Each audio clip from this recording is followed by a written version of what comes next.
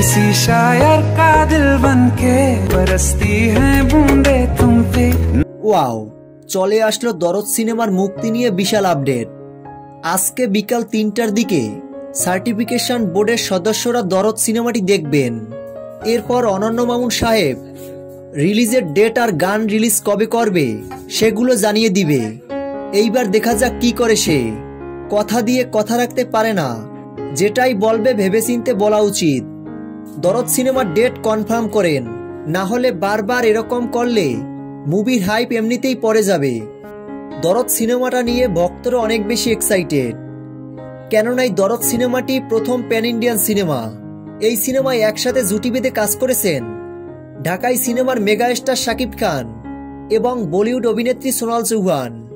এ পর্যন্ত বহুবার পরিবর্তন হয়েছে এই সিনেমার রিলিজ ডেট, তবে এবার খুব শীঘ্রই আসতে চলছে দরদ সিনেমার প্রথম গান। তো ভিউয়ার্স, দরদ সিনেমার মুক্তি নিয়ে আপনাদের কি মতামত? ভিডিওর নিচে কমেন্টে জানিয়ে ফেলুন আপনাদের মূল্যবান মতামত।